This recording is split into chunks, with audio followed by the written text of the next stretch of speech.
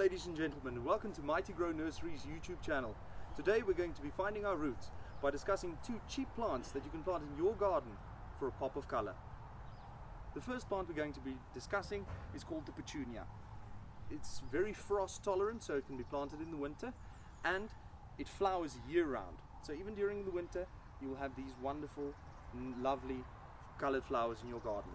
The second plant we're going to be talking about is called the viola, which is also very frost tolerant and makes this beautiful purple and white little flower. Let's plant them.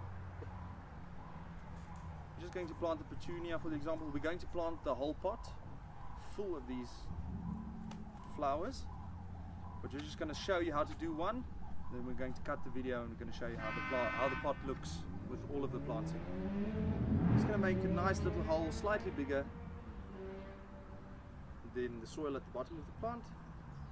I'm going to lay it in,